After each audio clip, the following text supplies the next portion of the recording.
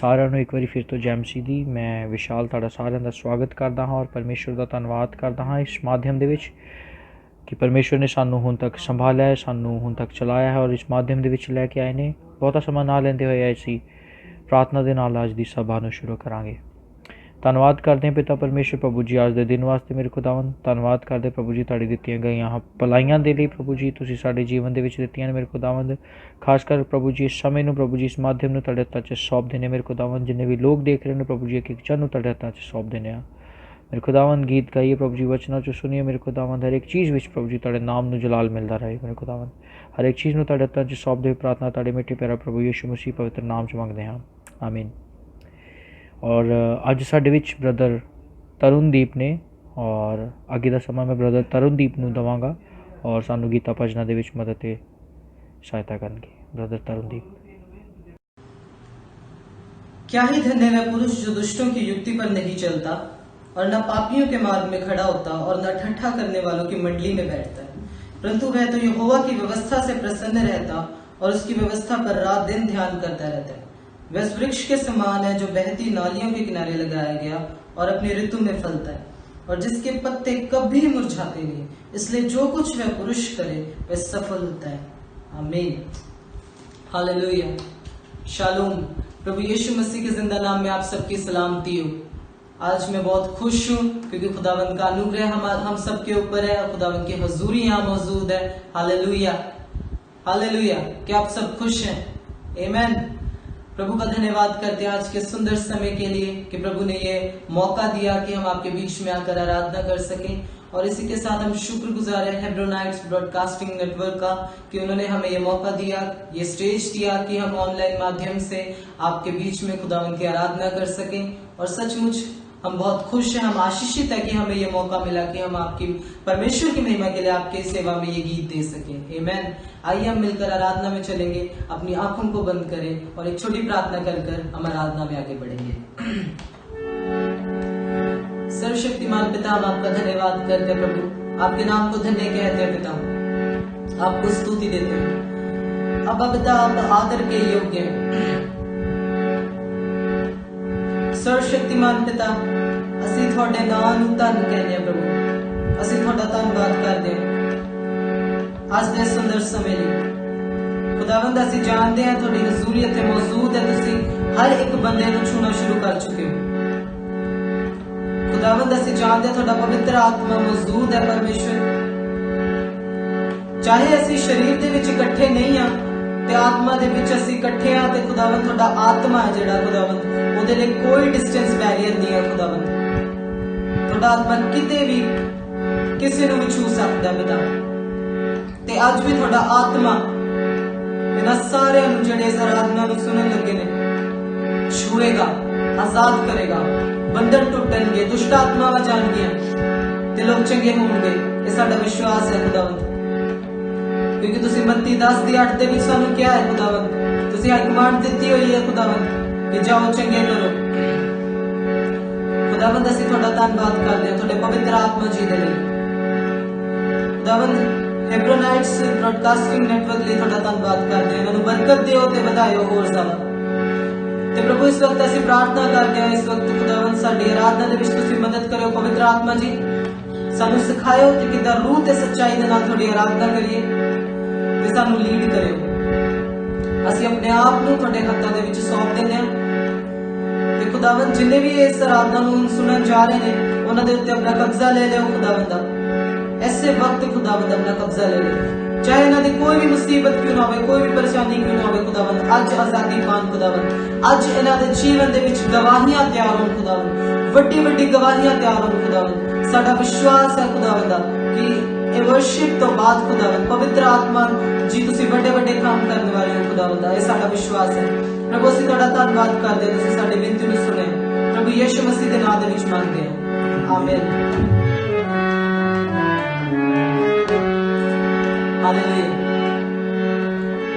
ਅਸੀਂ ਪਰਮੇਸ਼ਰ ਤੋਂ ਬਹੁਤ ਕੁਝ ਮੰਗਦੇ ਹਾਂ ਤੇ ਕਹਿੰਦੇ ਪ੍ਰਭੂ ਸਾਨੂੰ ਇਹ ਦੇ, ਸਾਨੂੰ ਉਹ ਦੇ, ਤੇ ਕਦੀ ਇਹ ਨਹੀਂ ਪੁੱਛਦੇ ਪ੍ਰਭੂ ਤੂੰ ਕੀ ਚਾਹਨਾ, ਤੂੰ ਕੀ ਚਾਹਨਾ ਪ੍ਰਭੂ ਮੈਂ ਕੀ ਕਰਾਂ। ਬਾਈਬਲ ਦੇ ਵਿੱਚ ਲਿਖਿਆ ਪਿਤਾ ਦੀ ਇੱਛਾ ਕੀ ਹੈ। प्रभु यीशु मसीह ने जाहिर किया बाइबल ਦੇ ਵਿੱਚ ਵਚਨ 'ਚ ਲਿਖਿਆ ਹੈ ਪਿਤਾ ਦੀ ਇੱਛਾ ਇਹ ਹੈ ਕਿ ਜਿਵੇਂ ਉਹ ਪਵਿੱਤਰ ਹੈ ਅਸੀਂ ਵੀ ਪਵਿੱਤਰ ਬਣੀਏ ਆਮੀਨ ਆइए ਮਿਲ ਕੇ ਅੱਜ ਪਿਤਾ ਤੋਂ ਪਵਿੱਤਰਤਾ ਹੀ ਮੰਗੀਏ ਅੱਜ ਉਹ ਮੰਗੀਏ ਜਿਹੜਾ ਸਾਡੇ ਪਿਤਾ ਨੂੰ ਖੁਸ਼ ਕਰਦਾ ਹੈ ਆਮੀਨ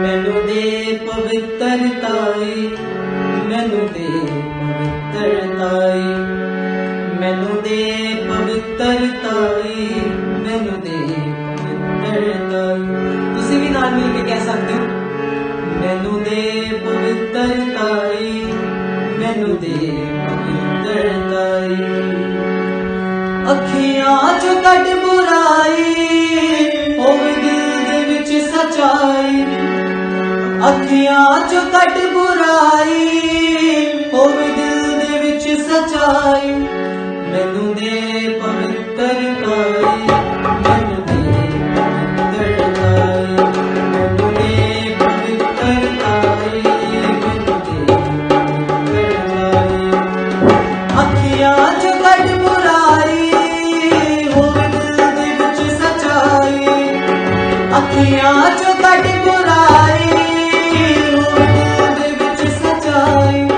ਮੈਨੂੰ ਦੇ ਪਵਿੱਤਰਤਾਈ ਮੈਨੂੰ ਦੇ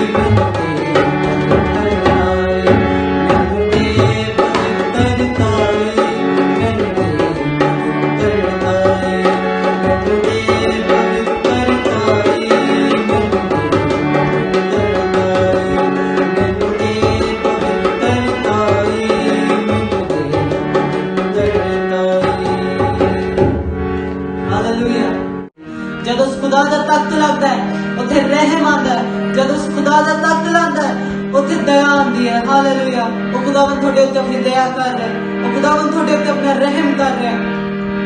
ਆइए ਉਹਦੇ ਰਹਿਮ ਨੂੰ ਮੰਗੀਏ, ਆਓ ਉਹਦੇ ਰਹਿਮ ਨੂੰ ਮੰਗੀਏ, ਉਹਦੀ ਦਇਆ ਨੂੰ ਮੰਗੀਏ, ਪੁਕਾਰੀਏ ਸਭ ਮਿਲ ਕੇ।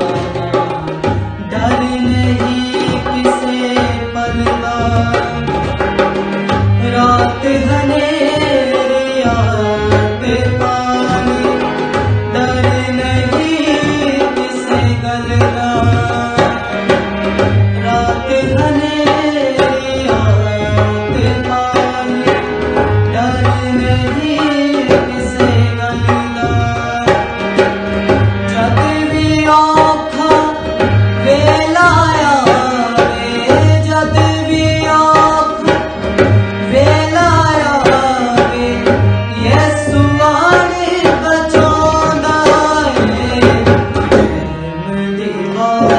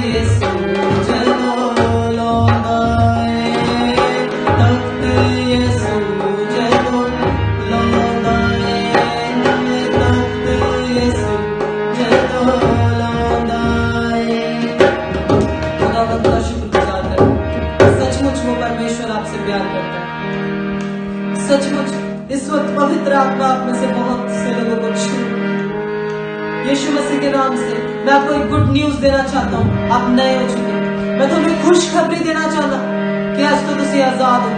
पवित्र आत्मा ਨੂੰ अपने जीवन ਦੇ ਵਿੱਚ ਪੁਕਾਰੋ, वचन पढ़ो, प्रार्थना करो। आज तो ਤੁਹਾਡਾ जीवन बिल्कुल नवा हो चुका है ਯਿਸੂ ਦੇ ਨਾਮ ਦੇ ਵਿੱਚ। ਆਮੀਨ। ਹਾਲੇਲੂਇਆ। ਧੰਨਵਾਦ ਬ੍ਰਦਰ ਤਰਨਦੀਪ, ਤੁਸੀਂ ਸਾਡੀ ਮਦਦ ਤੇ ਸਹਾਇਤਾ ਕੀਤੀ। ਔਰ ਬਹੁਤਾ ਸਮਾਂ ਨਾ ਲੈਂਦੇ ਹੋਏ ਮੈਂ ਅੱਗੇ ਦਾ ਸਮਾਂ ਸਾਡੇ ਵਿਚਕਾਰ ਮਿਸਟਰ ਲਖਵੀਰ ਨੇ ਜੋ ਲੁਧਿਆਣਾ ਤੋਂ ਹੈ, ਸੋ ਅੱਗੇ ਦਾ ਸਮਾਂ ਮੈਂ ਉਹਨਾਂ ਦੇ ਹੱਥਾਂ ਵਿੱਚ ਦੇਵਾਂਗਾ ਔਰ ਪਰਮੇਸ਼ਰ ਦੇ ਵਚਨਾਂ ਦੇ ਵਿੱਚ ਉਹ ਸਾਨੂੰ ਅੱਜ ਅਗਵਾਈ ਕਰਨਗੇ। ਬ੍ਰਦਰ ਲਖਵੀਰ। ਸਾਰਿਆਂ ਨੂੰ ਜੈ ਮਸੀਹ ਜੀ। ਮੇਰੇ ਵੱਲੋਂ ਤੁਹਾਡੇ ਸਾਰਿਆਂ ਨੂੰ ਪੂਰੀ ਮਸੀਹ ਕਲੀਸਿਆ ਜੋ ਮੈਨੂੰ ਦੇਖ ਰਹੇ ਨੇ ਇਸ ਸਮੇਂ ਵੀਡੀਓ ਦੇ ਵਿੱਚ, ਮੇਰੇ ਵੱਲੋਂ ਤੁਹਾਡੇ ਸਾਰਿਆਂ ਨੂੰ ਜੈ ਮਸੀਹ ਦੀ। ਅਤੇ ਤੁਹਾਡੇ ਪਰਿਵਾਰਾਂ ਉੱਤੇ, ਤੁਹਾਡੇ ਕੰਮਾਂ ਕਾਰਾਂ ਉੱਤੇ ਪਰਮੇਸ਼ਰ ਦੀ ਆਸ਼ੀਸ਼ ਹੋਵੇ, ਪਰਮੇਸ਼ਰ ਦੀ ਸ਼ਾਂਤੀ ਹੋਵੇ। ਮੇਰਾ ਨਾਮ ਲਖਵੀਰ ਕੁਮਾਰ ਹੈ ਔਰ ਮੈਂ ਪੰਜਾਬ ਦਾ ਰਹਿਣ ਵਾਲਾ ਹੈ। ਲੁਧਿਆਣਾ ਜ਼ਿਲ੍ਹੇ ਦੇ ਵਿੱਚ ਸਾਡਾ ਇੱਕ ਛੋਟਾ ਜਿਹਾ ਕਸਬਾ ਆ ਦਰਾਹਾ ਨਾਮ ਦਾ। ਅਸੀਂ ਉੱਥੇ ਨਿਵਾਸੀ ਹਾਂ ਅਤੇ ਉੱਥੇ ਹੀ ਅਸੀਂ ਪਰਮੇਸ਼ਰ ਦੀ ਸੰਗਤ ਦੇ ਵਿੱਚ ਜਾਂਦੇ ਹਾਂ। ਮੈਂ ਪਰਮੇਸ਼ਰ ਦਾ ਬਹੁਤ ਬਹੁਤ ਧੰਨਵਾਦ ਕਰਦਾ ਹਾਂ ਕਿ 2013 ਦੇ ਵਿੱਚ ਫਰਵਰੀ ਦੇ ਮਹੀਨੇ ਵਿੱਚ ਪਰਮੇਸ਼ਰ ਨੇ ਮੈਨੂੰ ਚੁਣਿਆ, ਮੇਰੇ ਜੀਵਨ ਨੂੰ ਬਦਲਿਆ ਅਤੇ ਮੈਨੂੰ ਆਪਣੀ ਸੇਵਾ ਲਈ ਬੁਲਾਇਆ। ਅਤੇ ਅੱਜ ਉਸੀ ਗੱਲ ਦੇ ਕਾਰਨ ਹੀ ਅੱਜ ਮੈਂ ਤੁਹਾਡੇ ਸਾਹਮਣੇ ਬੈਠਾ ਪਰਮੇਸ਼ਰ ਦੇ ਵਚਨ ਦਾ ਗਿਆਨ ਤੁਹਾਨੂੰ ਦੇਣ ਲਈ ਆਇਆ ਹਾਂ। ਇਹ ਪਰਮੇਸ਼ਰ ਦੀ ਇੱਛਾ ਹੈ, ਇਹਦੇ ਵਿੱਚ ਮੇਰੀ ਕੋਈ ਖੂਬੀ ਨਹੀਂ ਆ, ਕੋਈ ਲਿਆਕਤ ਨਹੀਂ ਆ, ਇਹ ਸਾਰੀ ਪਰਮੇਸ਼ਰ ਦੀ ਇੱਛਾ ਆ ਅਤੇ ਉਹੀ ਹੈ ਜੋ ਸਾਡੇ ਤੋਂ ਆਪਣੀ ਸੇਵਾ ਕਰਵਾਉਂਦਾ ਆ। ਜਦ ਮੈਂ ਪਰਮੇਸ਼ਰ ਦੇ ਵਚਨ ਵੱਲ ਦੇਖਦਾ ਹਾਂ ਅਤੇ ਮੈਨੂੰ ਇੱਕ ਗੱਲ ਦਾ ਇਹ ਅਹਿਸਾਸ ਹੁੰਦਾ ਹੈ ਕਿ ਇਹ ਉਹ ਵਚਨ ਆ ਜਿਹੜਾ ਪਰਮੇਸ਼ਰ ਨੇ ਆਪਣੇ ਮੂੰਹ ਦੁਆਰਾ ਬੁਲਵਾਇਆ ਅਤੇ ਉਹਨੇ ਆਪਣੇ ਚੇਲਿਆਂ ਦੁਆਰਾ, ਭਵਿੱਖਵਕਤਾ ਦੁਆਰਾ ਇਹ ਵਚਨ ਲਿਖਵਾਇਆ, ਤਾਂ ਕਿ ਅੱਜ ਜੋ ਅਸੀਂ ਮਸੀਹ ਸਮਾਜ ਦੇ ਲੋਕ ਹੈਗੇ ਹਾਂ, ਜੋ ਮਸੀਹ ਦਾ ਪਿੱਛਾ ਕਰਦੇ ਲੋਕ ਨੇ, ਉਹ ਜਾਣ ਸਕਣ ਕਿ ਅਸੀਂ ਸਾਡੇ ਲਈ ਪਰਮੇਸ਼ਰ ਦੀ ਕੀ ਇੱਛਾ ਆ। ਅਤੇ ਅਕਸਰ ਮੈਂ ਇੱਕ ਗੱਲ ਨੂੰ ਸੋਚਦਾ ਹਾਂ ਕਿ ਜਦ ਇਸ ਪਰਮੇਸ਼ਰ ਦੇ ਪਵਿੱਤਰ ਵਚਨ ਦਾ ਅਗਰ ਸਾਡੇ ਕੋਲ ਸਹੀ ਗਿਆਨ ਹੋਵੇਗਾ, ਤਦ ਹੀ ਅਸੀਂ ਪਰਮੇਸ਼ਰ ਦੀ ਸਹੀ ਇੱਛਾ ਨੂੰ ਜਾਣ ਸਕਾਂਗੇ, ਤਦ ਹੀ ਅਸੀਂ ਪਰਮੇਸ਼ਰ ਬਾਰੇ ਸਹੀ ਗਿਆਨ ਪ੍ਰਾਪਤ ਕਰ ਸਕਾਂਗੇ। ਨਹੀਂ ਤਾਂ ਅਗਰ ਸਾਡੇ ਕੋਲ ਪਰਮੇਸ਼ਰ ਦੇ ਵਚਨ ਦਾ ਸਹੀ ਗਿਆਨ ਨਹੀਂ ਹੈ, ਅਸੀਂ ਪਰਮੇਸ਼ਰ ਦੇ ਬਾਰੇ ਸਹੀ ਗਿਆਨ ਨਹੀਂ ਪ੍ਰਾਪਤ ਕਰ ਸਕਦੇ। ਇਸੇ ਲਈ ਪਰਮੇਸ਼ਰ ਦੇ ਵਚਨ ਨੂੰ ਸਮਝਣਾ, ਸਹੀ ਸਮਝਣਾ ਬਹੁਤ ਜ਼ਰੂਰੀ ਹੈ। ਇਕੱਲਾ ਸਮਝਣਾ ਨਹੀਂ ਬਲਕਿ ਉਸਦੇ ਅਨੁਸਾਰ ਚੱਲਣਾ ਵੀ ਉਸ ਤੋਂ ਵੱਧ ਜ਼ਰੂਰੀ ਹੈ।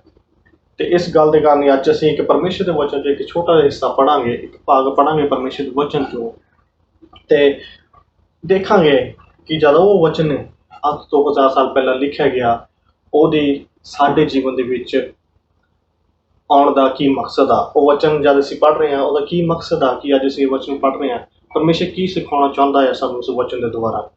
ਆਈਏ ਅਸੀਂ ਪੜ੍ਹਾਂਗੇ ਮੱਤੀ ਦੀ ਅੰਜੀਲ, ਉਹਦਾ 3 ਅਧਿਆਏ 1 ਤੋਂ ਲੈ ਕੇ 12 ਆਇਤ ਤੱਕ।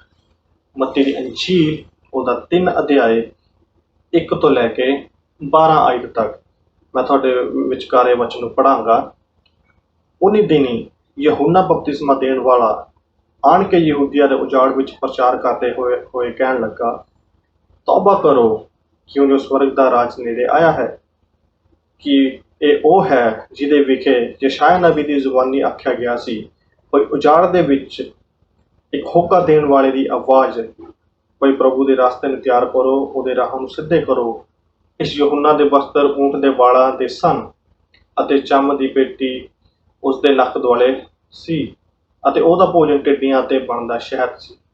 ਤਦ ਯਰੂਸ਼ਲਮ ਦੇ ਅਤੇ ਸਾਰੇ ਯਹੂਦੀਆਂ ਦੇ ਅਤੇ ਯਰਦਨ ਦੇ ਸਭ ਲਾਂਭ ਸ਼ਾਮ ਦੇ ਰਹਿਣ ਵਾਲੇ ਉਹਦੇ ਕੋਲ ਚੱਲੇ ਆਉਂਦੇ ਸਨ ਅਤੇ ਆਪੋ ਆਪਣੇ ਪਾਪਾਂ ਨੂੰ ਮੰਨ ਕੇ ਯਰਦਨ ਨਦੀ ਵਿੱਚ ਉਹਦੇ ਹੱਥੋਂ ਬਪਤਿਸਮਾ ਲੈਂਦੇ ਸਨ।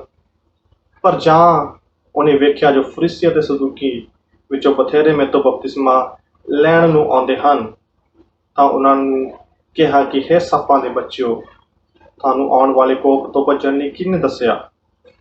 ਸੋ ਤੁਸੀਂ ਤੌਬਾ ਜੋਗਾ ਫਲ ਦਿਓ ਅਤੇ ਆਪਣੇ ਮਨ ਵਿੱਚ ਇਸ ਗੱਲ ਦੇ ਕਹਿਣ ਸੋਚ ਨਾ ਕਰੋ ਕਿ ਅਬਰਾਹਮ ਸਾਡਾ ਪਿਤਾ ਹੈ, ਕਿਉਂ ਜੋ ਮੈਂ ਤੁਹਾਨੂੰ ਆਖਦਾ ਹਾਂ, ਭਾਈ ਪਰਮੇਸ਼ਰ ਅਬਰਾਹਮ ਦੇ ਲਈ ਇਹਨਾਂ ਪੱਥਰਾਂ ਵਿੱਚੋਂ ਬਾਲਕ ਪੈਦਾ ਕਰ ਸਕਦਾ ਸੀ। ਅਤੇ ਬ੍ਰਿਕਸ਼ਾਂ ਦੀ ਜੜ ਉੱਤੇ ਹੁਣ ਕੁਹਾੜਾ ਰੱਖਿਆ ਹੋਇਆ, ਸੋ ਹਰੇਕ ਬ੍ਰਿਕਸ਼ ਜਿਹੜਾ ਅੱਛਾ ਫਲ ਨਹੀਂ ਦਿੰਦਾ ਵੱਢਿਆ ਅਤੇ ਅੱਗ ਵਿੱਚ ਸੁੱਟਿਆ ਜਾਂਦਾ ਹੈ। ਮੈਂ ਤਾਂ ਤੁਹਾਨੂੰ ਤੌਬਾ ਦੇ ਲਈ ਪਾਣੀ ਨਾਲ ਬਪਤਿਸਮਾ ਦਿੰਦਾ ਹਾਂ, ਪਰ ਮੇਰੇ ਪਿੱਛੇ ਆਉਣ ਵਾਲਾ ਹੈ, ਉਹ ਮੈਥੋਂ ਬਲਵੰਤ ਹੈ ਅਤੇ ਮੈਂ ਉਹਦੀ ਜੁੱਤੀ ਚੁੱਕਣ ਦੇ ਯੋਗ ਨਹੀਂ ਹਾਂ। ਉਹ ਤੁਹਾਨੂੰ ਪਵਿੱਤਰ ਆਤਮਾ ਤੇ ਅੱਗ ਨਾਲ ਬਪਤਿਸਮਾ ਦਿਓ। ਉਹਦੀ ਤੰਗੂਲੀ ਉਹਦੇ ਹੱਥ ਵਿੱਚ ਹੈ ਅਤੇ ਉਹ ਆਪਣੇ ਪੀੜ ਨੂੰ ਚੰਗੀ ਤਰ੍ਹਾਂ ਸਾਫ਼ ਕਰੂ ਅਤੇ ਆਪਣੀ ਕਣਕ ਨੂੰ ਕੋਠੇ ਵਿੱਚ ਜਮ੍ਹਾਂ ਕਰੂ, ਪਰ ਤੂੜੀ ਨੂੰ ਉਸ ਅਗਨ ਵਿੱਚ ਸਾੜੇਗਾ ਜਿਹੜੀ ਬੁਝਣ ਵਾਲੀ ਨਹੀਂ ਹੈ। ਆਮੀਨ। ਪਰਮੇਸ਼ਰ ਦੇ ਇਸ ਵਚਨ ਪੜ੍ਹੇ ਜਾਣ ਤੇ ਤੁਹਾਨੂੰ ਆਸ਼ੀਸ਼ ਹੋਵੇ, ਤੁਹਾਨੂੰ ਆਸ਼ੀਸ਼ ਮਿਲੇ। ਮੈਂ ਆਸ਼ਾ ਕਰਦਾ ਤੁਸੀਂ ਇਸ ਜੋ ਮੈਂ ਹੁਣੇ ਵਚਨ ਪੜ੍ਹਿਆ ਤੁਸੀਂ ਇਹਨੂੰ ਧਿਆਨ ਨਾਲ ਸੁਣਿਆ ਹੋਵੇਗਾ, ਜਾਂ ਤੁਸੀਂ ਮੇਰੇ ਨਾਲ ਇਹ ਵਚਨ ਨੂੰ ਪੜ੍ਹਿਆ ਹੋਊਗਾ ਆਪਣੀ ਬਾਈਬਲ ਦੇ ਵਿੱਚ। ਤੇ ਅੱਜ ਤੋਂ ਇਹ ਵਚਨ ਜੋ ਅੱਜ ਲਿਖਿਆ ਅਸੀਂ ਪੜ੍ਹਿਆ ਹੁਣੇ, ਇਹ ਕੋਈ 200 ਸਾਲ ਪਹਿਲਾਂ ਨਹੀਂ ਲਿਖਿਆ ਗਿਆ, ਕੋਈ 100 ਸਾਲ ਪਹਿਲਾਂ ਨਹੀਂ ਲਿਖਿਆ ਗਿਆ, 50 ਸਾਲ ਪਹਿਲਾਂ ਨਹੀਂ ਲਿਖਿਆ ਗਿਆ। ਇਹ ਵਚਨ ਤਕਰੀਬਨ 2000 ਸਾਲ ਪਹਿਲਾਂ ਲਿਖਿਆ ਗਿਆ। ਤੇ ਜਦ ਇਹ ਲਿਖਿਆ ਗਿਆ, ਇਹ ਇਸ ਪ੍ਰਕਾਰ ਨਹੀਂ ਲਿਖਿਆ ਗਿਆ ਜਿੱਦਾਂ ਅੱਜ ਸੋਚ ਵਿਚਾਰ ਹੈ। ਇਹ ਉਸ ਸਮੇਂ ਦੇ ਲੋਕਾਂ ਦੇ ਸੋਚ ਵਿਚਾਰ ਦੇ ਅਨੁਸਾਰ ਉਸ ਸਮੇਂ ਕਿਹੋ ਜਿਹੇ ਹਾਲਾਤ ਸੀ, ਉਸ ਦੌਰਾਨ ਇਹ ਵਚਨ ਲਿਖਿਆ ਗਿਆ ਹੈ। ਤੇ ਮੱਤੀ ਨੇ ਜਦ ਇਹ ਵਚਨ ਨੂੰ ਲਿਖਿਆ ਹੈ ਤੇ ਉਸ ਲੋਕਾਂ ਦੇ ਲਈ ਲਿਖਿਆ ਜਿਸ ਸਮੇਂ ਮੱਤੀ ਰਹਿ ਰਿਹਾ ਸੀ। ਪਰ ਜਦ ਇਹ ਸਾਡੇ ਕੋਲ ਅੱਜ ਵਚਨ ਆਇਆ ਹੈ ਤੇ ਜ਼ਰੂਰ ਇਹਦਾ ਇੱਕ ਮਕਸਦ ਹੈ ਕਿ ਪਰਮੇਸ਼ਰ ਦਾ ਇੱਕ ਮਕਸਦ ਹੈ ਸਾਨੂੰ ਇਸ ਵਚਨ ਤੱਕ ਸਾਨੂੰ ਲੈ ਕੇ ਆਉਣ ਦਾ, ਤਾਂ ਕਿ ਅਸੀਂ ਜਾਣ ਸਕੀਏ ਕਿ ਪ੍ਰਭੂ ਯਿਸੂ ਮਸੀਹ ਸਾਡੀ ਇੱਛਾ ਕੀ ਹੈ। ਇਸ ਜੋ ਅਸੀਂ ਹੁਣੇ ਅਧਿਆਇ ਪੜ੍ਹਿਆ ਹੈ ਉਹਦੇ ਵਿੱਚ ਅਸੀਂ ਕੁਝ ਦੇਖਿਆ ਹੈ ਕਿ ਯਹੂਨਾ ਬਪਤਿਸਮਾ ਦੇਣ ਨਾਮ ਦਾ ਇੱਕ ਵਿਅਕਤੀ ਸੀ ਜੋ ਪਾਪਾਂ ਤੋਂ ਤੌਬਾ ਦਾ ਬਪਤਿਸਮਾ ਪਾਣੀ ਨਾਲ ਦਿੰਦਾ ਹੁੰਦਾ ਸੀ। ਤੇ ਜਦ ਅਸੀਂ ਪਹਿਲੀ 3 ਅਧਿਆਇ ਉਹਦੀ ਪਹਿਲੀ ਦੂਜੀ ਆਇਤ ਵਿੱਚ ਪੜ੍ਹਦੇ ਹਾਂ ਤੇ ਕੀ ਲਿਖਿਆ ਹੋਇਆ ਕਿ ਯਹੂਨਾ ਬਪਤਿਸਮਾ ਦੇਣ ਵਾਲਾ ਯਹੂਦੀਆਂ ਦੇ ਉਜਾੜ ਦੇ ਵਿੱਚ, ਯਹੂਦੀਆ ਇੱਕ ਸ਼ਹਿਰ ਆ ਇਜ਼ਰਾਈਲ ਦੇਸ਼ ਦੇ ਵਿੱਚ। ਅੱਜ ਦਾ ਵੀ ਇਜ਼ਰਾਈਲ ਦੇਸ਼ ਹੈ, ਉੱਥੇ ਯਹੂਦੀਆ ਸ਼ਹਿਰ ਆ ਜਿੱਥੇ ਕੀ ਮੰਨਿਆ ਜਾਂਦਾ ਕਿ ਬੈਤਲਹਮ ਤੋਂ ਯਿਸੂ ਮਸੀਹ ਦਾ ਜਨਮ ਹੋਇਆ। ਉਹ ਜਗ੍ਹਾ ਤੇ ਯਹੂਦੀਆ, ਠੀਕ ਹੈ, ਉਸ ਦੇਸ਼ ਵਿੱਚ ਯਹੂਦੀਆ ਸ਼ਹਿਰ ਦੀ ਉਹਦੇ ਉਜਾੜ ਦੇ ਵਿੱਚ ਜਾ ਕੇ ਯਹੂਨਾ ਬਪਤਿਸਮਾ ਦੇਣ ਵਾਲਾ ਕੀ ਸੀ, ਬਪਤਿਸਮਾ ਦਿੰਦਾ ਹੁੰਦਾ ਸੀ। ਤੇ ਉਹਦਾ ਪਹਿਲਾ ਸੰਦੇਸ਼ ਸਾਨੂੰ ਸਮਝਣਾ ਬਹੁਤ ਜ਼ਰੂਰੀ ਹੈ। ਉਹਨੇ ਕੀ ਸੰਦੇਸ਼ ਦਿੱਤਾ? ਤੌਬਾ ਕਰੋ ਕਿਉਂ ਜੋ ਸਵਰਗ ਦਾ ਰਾਜ ਨੇੜੇ ਆਇਆ ਹੈ। ਉਹਦਾ ਇਹ ਸੰਦੇਸ਼ ਸੀਗਾ ਕਿ ਤੌਬਾ ਕਰੋ, ਸਵਰਗ ਦਾ ਰਾਜ ਨੇੜੇ ਆਇਆ ਹੈ। ਹੁਣ ਜਦ ਯਹੂਨਾ ਬਪਤਿਸਮਾ ਦੇਣ ਵਾਲੀ ਗੱਲ ਨੂੰ ਕਹਿੰਦਾ ਹੈ ਬਪਤਿਸਮਾ ਦੇਣ ਤੋਂ ਪਹਿਲਾਂ ਕਿ ਤੌਬਾ ਕਰੋ ਕਿਉਂਕਿ ਸਵਰਗ ਦਾ ਰਾਜ ਕੀ ਆ, ਨੇੜੇ ਆਇਆ ਹੈ। ਹੁਣ ਉਹ ਜਦ ਇਹ ਸ਼ਬਦ ਇਸਤੇਮਾਲ ਕਰਦਾ ਹੈ ਤੌਬਾ ਕਰੋ, ਉਹ ਕੀ ਕਹਿਣਾ ਚਾਹੁੰਦਾ ਆ? ਕੀ ਮਕਸਦ ਉਹਦਾ ਇਹ ਕਹਿਣ ਦਾ? ਤੌਬਾ ਕਰਨ ਦਾ ਮਤਲਬ ਕੀ ਆ? ਤੁਸੀਂ ਆਪਣੇ ਆਪ ਨੂੰ ਮੁੜਨਾ, ਮਨ ਫਿਰਾਉਣਾ। ਕਿਸੇ ਬਹੁਤ ਵੱਡੇ ਵਿਦਵਾਨ ਨੇ ਇੱਕ ਪਰਿਭਾਸ਼ਾ ਦਿੱਤੀ, ਯਹੂਦੀ ਵਿਦਵਾਨ ਸੀ, ਉਹਨੇ ਇੱਕ ਪਰਿਭਾਸ਼ਾ ਦਿੱਤੀ ਸੀ ਕਿ ਤੌਬਾ ਦਾ ਮਤਲਬ ਇਹ ਆ ਕਿ ਆਪਣੇ ਮਨ ਨੂੰ ਮੋੜਨਾ ਤੇ ਦੁਬਾਰਾ ਇਹ ਵਾਅਦਾ ਕਰਨਾ ਕਿ ਮੈਂ ਕਦੇ ਵੀ ਉਹ ਗਲਤੀ ਜਾਂ ਉਹ ਪਾਪ ਨੂੰ ਨਹੀਂ ਦੁਹਰਾਊਂਗਾ। ਜਦ ਬਾਈਬਲ ਤੌਬਾ ਕਰਨ ਵਾਲਾ ਸ਼ਬਦ ਇਸਤੇਮਾਲ ਕਰਦੀ ਹੈ ਤੇ ਬਾਈਬਲ ਦੇ ਸ਼ਬਦਾਂ ਦਾ ਅਰਥ ਵੀ ਇਹੀ ਆ ਕਿ ਇੱਕ ਰਾਸਤੇ ਤੇ ਅਗਰ ਵਿਅਕਤੀ ਜਾ ਰਿਹਾ ਹੈ, ਜਦ ਉਹਨੂੰ ਪਤਾ ਲੱਗਦਾ ਕਿ ਉਹ ਗਲਤ ਰਸਤੇ ਤੇ ਜਾ ਰਿਹਾ ਹੈ, ਉਹਦੀ ਮੰਜ਼ਿਲ ਉਹ ਰਸਤੇ ਤੇ ਨਹੀਂ ਆ ਜਿਸ ਰਸਤੇ ਤੇ ਉਹਨੂੰ ਜਾਣਾ ਚਾਹੀਦਾ ਹੈ, ਫਿਰ ਉਹ ਕੀ ਕਰਦਾ? ਜਦ ਉਹਨੂੰ ਇਹ ਗੱਲ ਦਾ ਅਹਿਸਾਸ ਹੋ ਜਾਂਦਾ ਤੇ ਉਹ ਮੁੜ ਆਉਂਦਾ ਆ ਤੇ ਦੁਬਾਰਾ ਉਸ ਰਸਤੇ ਤੇ ਨਹੀਂ ਜਾਂਦਾ, ਕਿਉਂਕਿ ਉਹਨੂੰ ਪਤਾ ਲੱਗ ਜਾਂਦਾ ਕਿ ਉਹਦੀ ਮੰਜ਼ਿਲ ਉਸ ਜਗ੍ਹਾ ਤੇ ਨਹੀਂ ਆ। ਉਹ ਮੁੜ ਕੇ ਆਪਣੀ ਮੰਜ਼ਿਲ ਵਾਲੇ ਰਸਤੇ ਤੇ ਆ ਜਾਂਦਾ ਆ। ਉਹ ਹੈ ਤੌਬਾ ਕਰਨੀ। ਉਸੇ ਪ੍ਰਕਾਰ ਬਾਈਬਲ ਇਹ ਨਹੀਂ ਦੱਸਦੀ ਕਿ ਅੱਜ ਅਸੀਂ ਯਿਸੂ ਮਸੀਹ ਨੂੰ ਮੰਨ ਲਿਆ, ਮੈਂ ਪਾਪ ਕੀਤਾ ਆ ਤੇ ਬਾਅਦ ਚੋਂ ਮੈਨੂੰ ਮਾਫ਼ ਕਰ ਦੇ ਪ੍ਰਭੂ ਜੀ, ਉਸ ਤੋਂ ਬਾਅਦ ਅਸੀਂ ਕਹੀਏ ਕਿ ਨਹੀਂ, ਜਾਂ ਮੇਰਾ ਮਨ ਕਰਦਾ ਪਾਪ ਕੰਮ ਮੈਂ ਕਰ ਲਵਾਂ। ਉਹ ਤੌਬਾ ਨਹੀਂ ਆ, ਅਸੀਂ ਜਾਣ ਬੁੱਝ ਕੇ ਪਾਪ ਕਰਦੇ ਹਾਂ। ਬਾਈਬਲ ਇਹ ਨਹੀਂ ਦੱਸਦੀ ਕਿ ਇਹ ਆ। ਬਾਈਬਲ ਦੱਸਦੀ ਹੈ ਕਿ ਤੌਬਾ ਇੱਕ ਜਗ੍ਹਾ ਤੋਂ ਦੂਸਰੇ ਸਥਾਨ ਦੇ ਵਿੱਚ ਆ ਜਾਣਾ ਤੇ ਮੁੜ ਕੇ ਉਸ ਸਥਾਨ ਵਿੱਚ ਨਹੀਂ ਜਾਣਾ, ਉਸ ਪਾਪ ਭਰੇ ਸਥਾਨ ਵਿੱਚ ਨਹੀਂ ਜਾਣਾ। ਇਸ ਦਾ ਮਤਲਬ ਇਹ ਆ। ਤੇ ਕਿਉਂ ਤੌਬਾ ਕਰਨੀ ਹੈ? ਕਿਉਂਕਿ ਸਵਰਗ ਦਾ ਰਾਜ ਨੇੜੇ ਹੈ। ਔਰ ਇਸ ਦਾ ਅਰਥ ਇਹ ਵੀ ਹੋ ਸਕਦਾ ਆ ਕਿ ਬਿਨਾਂ ਤੌਬਾ ਕੀਤੇ ਅਸੀਂ ਸਵਰਗ ਦੇ ਰਾਜ ਨਹੀਂ ਜਾ ਸਕਦੇ ਹੈਗੇ। ਚਾਹੇ ਅਸੀਂ ਕਿੰਨੇ ਵੀ ਚੰਗੇ ਕੰਮ ਕਿਉਂ ਨਾ ਕਰਦੇ ਹੋਈਏ, ਕਿੰਨੇ ਵੀ ਭਲੇ ਕੰਮ ਕਿਉਂ ਨਾ ਕਰਦੇ ਹੋਈਏ। ਇੱਥੋਂ ਤੱਕ ਕਿ ਜੇ ਅਸੀਂ ਅਮਰੀਕਾ ਵਰਗੇ ਦੇਸ਼ਾਂ, ਜਰਮਨ ਵਰਗੇ ਦੇਸ਼, ਜਿੱਥੇ ਬਹੁਤ ਸਾਰੇ ਲੋਕ ਪਰਮੇਸ਼ਰ ਨੂੰ ਨਹੀਂ ਮੰਨਦੇ ਹੈਗੇ, ਜਿੱਥੇ ਬਹੁਤ ਸਾਰੇ ਲੋਕ ਨਾਸਤਕ ਨੇ, ਜਦ ਉਹ ਭਲੇ ਕੰਮ ਕਰਦੇ ਆ, ਉਹ ਤਾਂ ਕਈ ਅਜਿਹੇ ਨੇ ਜੋ ਮਸੀਹ ਲੋਕਾਂ ਤੋਂ ਵੱਧ ਕੇ ਭਲੇ ਕੰਮ ਕਰ ਲੈਂਦੇ ਨੇ। ਸਮਾਜ ਦੇ ਸਾਰੇ ਲੋਕਾਂ ਤੋਂ ਵੱਧ ਕੇ ਭਲੇ ਕੰਮ ਕਰਦੇ ਮਨੁੱਖਤਾ ਦੇ ਲਈ, ਪਰ ਉਹ ਰੱਬ ਨੂੰ ਨਹੀਂ ਮੰਨਦੇ ਹੈਗੇ। ਕੀ ਅਸੀਂ ਕਹਿ ਸਕਦੇ ਹੋ ਭਲੇ ਕੰਮਾਂ ਕਰਕੇ ਸਵਰਗ ਚਲੇ ਜਾਣਗੇ? ਨਹੀਂ। ਜਦ ਤੱਕ ਅਸੀਂ ਆਪਣੇ ਪਾਪਾਂ ਤੋਂ क्षमा ਨਹੀਂ ਮੰਗਦੇ ਪਰਮੇਸ਼ਰ ਤੋਂ, ਸਾਡੇ ਲਈ ਸਵਰਗ ਦੇ ਰਾਜ ਵਿੱਚ ਕੋਈ ਜਗ੍ਹਾ ਨਹੀਂ ਹੈ। ਯਹੂਨਾ ਬਪਤਿਸਮਾ ਦੇਣ ਵਾਲਾ ਜਦ ਇਹ ਗੱਲ ਕਹਿ ਰਿਹਾ ਹੈ ਤੇ ਫਿਰ ਬਾਅਦ ਵਿੱਚ ਉਹਦੇ ਬਾਰੇ ਦੱਸਿਆ ਵੀ ਜਾਂਦਾ ਹੈ 3 ਤੇ 4 ਆਇਤ ਦੇ ਵਿੱਚ ਕਿ ਉਹ ਯਹੂਨਾ ਬਪਤਿਸਮਾ ਦੇਣ ਵਾਲਾ ਹੈ ਕੌਣ ਸੀ। ਤੀਜੇ ਦੇ 3 ਤੇ 4 ਆਇਤ ਦੇ ਵਿੱਚ ਸਾਨੂੰ ਪਤਾ ਲੱਗਦਾ ਹੈ ਕਿ ਯਹੂਨਾ ਬਪਤਿਸਮਾ ਦੇਣ ਵਾਲਾ ਕੌਣ ਸੀਗਾ। ਇਹ ਉਹ ਬਪਤਿਸਮਾ ਦੇਣ ਵਾਲਾ ਸੀਗਾ ਜਿਹਦੇ ਬਾਰੇ ਯਸ਼ਾਇਆ ਨਬੀ, ਜੋ ਪੁਰਾਣੇ ਨੇਮ ਦੇ ਵਿੱਚ ਯਸ਼ਾਇਆ ਨਬੀ ਸੀਗਾ, ਉਹਨੇ ਕੀ ਕੀਤੀ, ਇਹਦੇ ਲਈ ਭਵਿੱਖਬਾਣੀ ਕੀਤੀ ਸੀਗੀ। ਤੇ ਉਹ ਬਪਤਿਸਮਾ ਦੇ ਨਾਲ ਵੀ ਉਜਾੜ ਦੇ ਵਿੱਚ ਇੱਕ ਬੰਦੇ ਦੀ ਆਵਾਜ਼ ਸੁਣਾਈ ਦਿੰਦੀ ਆ ਕਿ ਉਹ ਪਰਮੇਸ਼ਰ ਲਈ ਸਿੱਧੇ ਰਾਸਤੇ ਕਰੋ, ਇਹ ਸਾਰੇ ਗੱਲਾਂ। ਤੇ ਬਾਅਦ ਵਿੱਚ ਉਹਦੇ ਕੱਪੜੇ ਕਿੱਦਾਂ ਪਾਉਂਦਾ ਸੀਗਾ ਤੇ ਰਹਿਣ ਸਹਿਣ ਕਿੱਦਾਂ ਦਾ ਸੀਗਾ, ਉਸ ਦੇ ਬਾਰੇ ਵੀ ਉਹ ਦੱਸਿਆ ਗਿਆ ਹੈ 4 ਆਇਤ ਦੇ ਵਿੱਚ। ਤੇ ਬਹੁਤ ਸਾਰੇ ਲੋਕੀ ਜਦ ਮੇਰੇ ਤੋਂ ਕਈ ਵਾਰ ਮੈਂ ਸਵਾਲ ਪੁੱਛਦੇ ਸੀਗੇ ਕਿ ਉਹ ਇੱਦਾਂ ਦੇ ਕੱਪੜੇ ਕਿਉਂ ਪਾਉਂਦੇ, ਕਿ ਇਹਦਾ ਕੋਈ ਅਲੱਗ ਮਤਲਬ ਹੈ ਜਦੋਂ ਇੱਦਾਂ ਦੇ ਕੱਪੜੇ ਪਹਿਨਦਾ ਸੀਗਾ ਜਾਂ ਇੱਦਾਂ ਦਾ ਖਾਣਾ ਖਾਂਦਾ ਸੀਗਾ, ਕਿ ਇਹਦਾ ਕੀ ਮਤਲਬ ਹੋ ਸਕਦਾ। ਮੈਂ ਅਕਸਰ ਦੇਖਦਾ ਕਿ ਉਸ ਦੇ ਵਿੱਚ ਉਹ ਸਿਰਫ ਉਹਦੀ ਜਾਣ ਪਛਾਣ ਦਿੱਤੀ ਗਈ ਹੈ ਕਿ ਉਹ ਇੱਦਾਂ, ਇਸ ਵਿੱਚ ਕੋਈ ਆਤਮਿਕ ਮਤਲਬ ਨਹੀਂ ਹੈ ਉਹ ਇੱਦਾਂ ਦਾ ਕੱਪੜੇ ਪਹਿਨਦਾ ਸੀਗਾ। ਸਿਰਫ ਉਹਦੀ ਜਾਣ ਪਹਿਚਾਣ ਦਿੱਤੀ ਗਈ ਹੈ ਬਾਈਬਲ ਦੇ ਵਿੱਚ ਵੀ ਉਹ ਇੱਦਾਂ ਰਹਿੰਦਾ ਸੀਗਾ। ਸਿਰਫ ਇਹ ਬਾਈਬਲ ਸਾਨੂੰ ਜਾਣਕਾਰੀ ਦੇਣਾ ਚਾਹੁੰਦੀ ਹੈ, ਕਿਉਂਕਿ ਬਾਈਬਲ ਵੀ ਦੋ ਪ੍ਰਕਾਰ ਨਾਲ ਹੈ। ਇੱਕ ਤਾਂ ਸਿਰਫ ਸਾਡੀ ਜਾਣਕਾਰੀ ਦੇ ਲਈ, ਤਾਂ ਇੱਕ ਹੈ ਸਾਡੀ ਕੁਝ ਗੱਲਾਂ ਜੋ ਅਸੀਂ ਆਪਣੇ ਜੀਵਨ ਦੇ ਵਿੱਚ ਲੈਣੀਆਂ ਨੇ। ਜਾਣਕਾਰੀ ਦੇ ਉਦਾਹਰਨ ਦੇ ਤੌਰ 'ਤੇ ਪਰਮੇਸ਼ਰ ਨੇ ਸਵਰਗ ਤੇ ਆਕਾਸ਼ ਨੂੰ ਬਣਾਇਆ, ਇਹ ਸਾਡੀ ਜਾਣਕਾਰੀ ਦੇ ਲਈ ਆ। ਇਸ ਨੂੰ ਅਸੀਂ ਆਪਣੇ ਜੀਵਨ ਦੇ ਵਿੱਚ ਨਹੀਂ ਲੈ ਸਕਦੇ। ਅਸੀਂ ਐਵੇਂ ਨਹੀਂ ਕਰ ਸਕਦੇ ਵੀ ਅਸੀਂ ਨਵਾਂ ਧਰਤੀ ਅਸਮਾਨ ਬਣਾ ਦਾਂਗੇ, ਬਿਲਕੁਲ ਨਹੀਂ। ਇਹ ਸਾਡੀ ਜਾਣਕਾਰੀ ਲਈ ਲਿਖਿਆ ਹੋਇਆ ਵਾ ਕਿ ਸਾਡਾ ਪਰਮੇਸ਼ਰ ਨਾ ਮਹਾਨ ਆ। ਤੇ ਸਾਨੂੰ ਅਪਲਾਈ ਕਰਨ ਵਾਲੀ ਗੱਲਾਂ ਕਿਹੜੀਆਂ ਨੇ, ਅਸੀਂ ਤੌਬਾ ਕਰੀਏ ਕਿਉਂਕਿ ਸਵਰਗ ਦਾ ਰਾਜ ਨੇੜੇ ਹੈ। ਇਹ ਚੀਜ਼ ਨੂੰ ਅਸੀਂ ਅਪਲਾਈ ਕਰਨਾ, ਆਪਣੇ ਜੀਵਨ 'ਚ ਲੈਣਾ ਆ, ਇਹ ਚੀਜ਼ ਨੂੰ ਮੰਨਣਾ ਆ। ਇਹ ਹੈ ਕੁਝ ਗੱਲਾਂ ਜਿਹੜੀਆਂ ਬਾਈਬਲ ਸਾਨੂੰ ਅਪਲਾਈ ਕਰਨਾ, ਆਪਣੇ ਜੀਵਨ ਦੇ ਵਿੱਚ ਲੈਣ ਨੂੰ ਦੱਸਦੀ ਹੈ।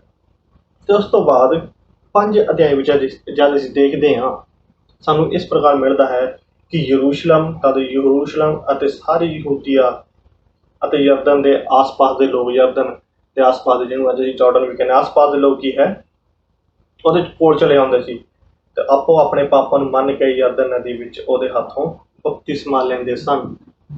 ਧਿਆਨ ਦੇਣ ਦੀ ਗੱਲ ਹੈ ਕਿ ਸਾਰੇ ਲੋਕ ਆਸ-ਪਾਸ ਦੇ ਸ਼ਹਿਰ ਦੇ ਆਸ-ਪਾਸ ਦੇ ਲੋਕ ਕੀ ਕਰਦੇ ਸੀਗੇ, ਆਪਣੇ ਕਿਹਨੂੰ ਮੰਨ ਕੇ, ਪਾਪਾਂ ਨੂੰ ਮੰਨ ਕੇ ਆਪਣੇ ਪਾਪ ਮੰਨਦੇ ਸੀ ਤੇ ਬਪਤਿਸਮਾ ਲੈਂਦੇ ਸੀਗੇ। ਇਹ ਬਹੁਤ ਜ਼ਰੂਰੀ ਆ। ਜਦ ਇੱਕ ਮਸੀਹ ਵਿਅਕਤੀ ਨੂੰ ਜਦ ਇੱਕ ਪਾਪੀ ਵਿਅਕਤੀ ਮਨ ਫਿਰਾਉਂਦਾ ਆ ਤੇ ਤਦ ਹੀ ਉਹ ਬਪਤਿਸਮਾ ਲੈਣ ਦਾ ਹੱਕਦਾਰ ਆ, ਤਦ ਹੀ ਉਹਨੂੰ ਬਪਤਿਸਮਾ ਲੈਣਾ ਚਾਹੀਦਾ ਆ। ਪਰ ਸਾਡੇ ਸਮਾਜ ਦੇ ਵਿੱਚ ਬਹੁਤ ਸਾਰੀਆਂ ਬੁਰਾਈਆਂ ਹੋਣ ਦੇ ਕਾਰਨ, ਬਹੁਤ ਸਾਰੀ ਕੁਛ ਇੱਦਾਂ ਚੀਜ਼ਾਂ ਜਿਹਦੇ ਕਾਰਨ ਅਸੀਂ ਕੀ ਕਰਦੇ ਹਾਂ, ਜਿਹੜੇ ਕਿਸੇ ਮਸੀਹ ਵਿਅਕਤੀ ਨੇ, ਕੋਈ ਵਿਅਕਤੀ ਜਿਹੜਾ ਚਰਚ ਵਿੱਚ ਆਉਂਦਾ ਹੈ, ਅਸੀਂ ਉਹਨੂੰ ਬਪਤਿਸਮਾ ਦਿੰਦੇ ਹਾਂ। ਪਿਤਾ ਇਹ ਵੀ ਨਹੀਂ ਅਸੀਂ ਜਾਣਨ ਦੀ ਕੋਸ਼ਿਸ਼ ਕਰਦੇ ਕਿ ਸ਼ਾਇਦ ਕੀ ਪਤਾ ਉਹਨੇ ਪਾਪਾ ਤੋਂ क्षमा लिती है, पापा को क्षमा मंगी है या नहीं मंगी है। बाइबल ये दसदी है कि पापा तो मनण तो बिना, मैनू लगता है कि बाइबल भी दसदी है कि बपतिस्मा लेना जरूरी है, बल्कि पाप मनण तो बाद ही बपतिस्मा लेना चाहिए। जब तक असीं अपने पापा नहीं मानते, साडा बपतिस्मा लैण का भी कोई फायदा नहीं, कोई हक नहीं है उस उत्ते साडा। और उस तो बाद बपतिस्मे का सानूं असीं जाणदे कि मतलब है कि असीं अपना अंगीकार करते हैं, पानी के विच जाने, अपने आप को दसते कि हाँ एक साडी गवाही आ कि असीं की आ, हुण मसीह दे विच नवे हो चुके हैं और हुण की असीं मसीह दे पिछे चलांगे। एक प्रोक्लामेशन है, एक कि असीं सारे सामने एक दावा करते कि अब तो लैके मैं मसीह दे विच की करूँगा, चलूँगा। और उस तो बाद जब असीं जाने 7 आयत दे विच आयत विच की है, यही यूहन्ना की देखदा है, कुछ आगू सी अजिहे जिहड़े मसीह की करदे ने, मसीह आगू सीगे, मसीह आगू नहीं कह सकते उन्होंने, यहूदी आगू सी, सदूकी फरीसी, जब वो भी की आ गए बपतिस्मा लैण वास्ते आए।